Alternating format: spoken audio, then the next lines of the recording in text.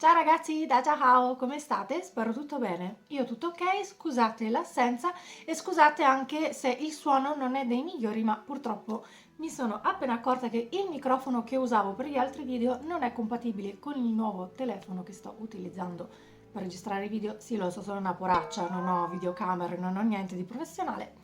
Però diciamo che dai, questo telefono fa il suo lavoro. Spero comunque che la voce si senta abbastanza bene, quindi nel caso comunque sappiate che il motivo per cui sto registrando un po' così alla cavolo è perché mi ritrovo proprio senza microfono. Tralasciando questo maledettissimo problema, volevo farvi vedere intanto il mio sfondo nuovissimo.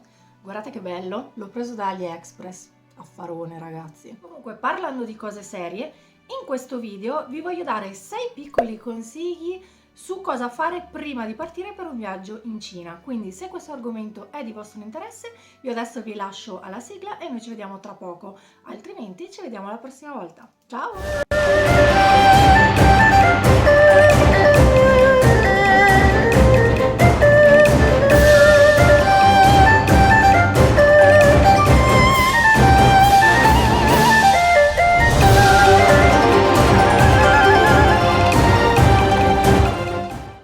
Il primo consiglio riguarda il visto. Se abbiamo deciso di partire per la Cina, dobbiamo richiedere il visto direttamente qua dall'Italia almeno un mese e mezzo prima della partenza. Mi raccomando, il passaporto deve avere almeno una validità di 6 mesi. Per procurarsi il visto, intanto bisogna contattare l'ambasciata o il consolato, quindi Firenze, Milano, Roma, mi sembra anche, e compilare un modulo, portarlo direttamente all'ambasciata, portare 2 fototessere e la documentazione di tutto il viaggio che farete, quindi dovete portare le fotocopie del biglietto del volo, del treno se in Cina avete intenzione di prendere il treno, come ad esempio ho fatto io da Pechino a Xi'an. Ho preso un treno e ho dovuto dare la documentazione anche di quel viaggio, e ovviamente dovete dichiarare dove andrete ad alloggiare, quindi dovete dargli il nome dell'hotel e la prenotazione, quindi dal AL. Comunque sia, vi consiglio sempre di controllare sul sito delle ambasciate perché ogni tot le regole cambiano. Quindi ad esempio io nel 2017 sono riuscita a richiedere il visto direttamente online. Dopo penso un anno invece le regole sono totalmente cambiate e bisogna andare proprio di persona. In molti anche su Instagram mi hanno chiesto: ma qual è il periodo migliore per andare in Cina? Ve lo dico subito. I periodi migliori per visitare la Cina sono autunno e primavera.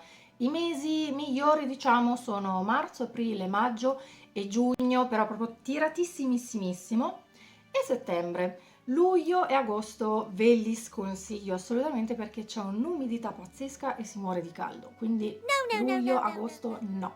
Prima di partire per la Cina, mi raccomando, informatevi anche per la moneta. Per il cambio moneta potete avventurarvi direttamente in una delle banche principali presenti in Cina, oppure fare richiesta direttamente qui dall'Italia presso la vostra banca, che non è detto che sarà proprio la vostra banca a farvi il cambio, ma magari vi indicherà dove andare a prelevare la moneta. Quando poi sarete già in Cina e sarete magari in un qualche ristorante particolare, non preoccupatevi della mancia perché non è obbligatoria. Anzi, addirittura in alcuni ristoranti potrebbe anche essere offensivo dare dei soldi in più rispetto a quello che è il conto generale. Se invece si viaggia in gruppo e magari state visitando un posto in particolare con una guida turistica, allora in quel caso la mancia è ben accetta, quindi dovete mettervi tutti lì a farvi i conti e dare un tot di percentuale.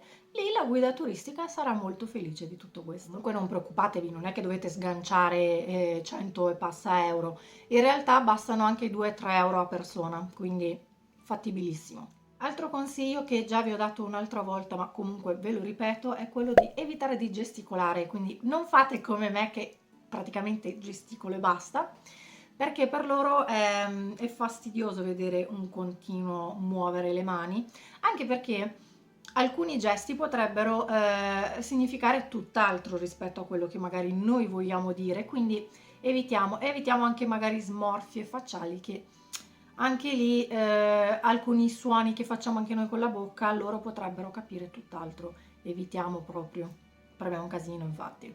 Ultimo consiglio, mi ricollego alla storia del ristorante di prima e riguarda appunto le bacchette. Le bacchette sono come le nostre posate, quindi evitiamo di giocarci a tavola. So che poi tra l'altro è difficile, soprattutto magari per chi è alle prime armi, di prendere appunto il cibo con le bacchette. Evitate di infilzare le bacchette nel cibo perché è offensivo a 1000. In più, ma se volete saperne di più, in realtà sul galateo cinese ho fatto qualche video, ve li lascio qua su da qualche parte e qua giù nelle info box, quindi se siete curiosi andate a vedere là, altrimenti vi farò comunque un video molto più ampio su questo argomento. Fatemelo sapere qui sotto con un commento se vi interessa. Comunque ragazzi, il video per oggi direi che finisce qui. Se il video vi è piaciuto vi ricordo di lasciarmi un like, ovviamente se vi fa piacere, a me assolutamente sì. Se volete altri consigli del genere fatemelo sapere con un commento e iscrivetevi al canale perché comunque scorrendo tra i vari video che ho fatto troverete tantissime altre informazioni che potrebbero risultare per voi interessanti. Se poi vi va potete anche condividerlo con i vostri amici. Ci vediamo venerdì prossimo probabilmente. Ciao a tutti, a presto!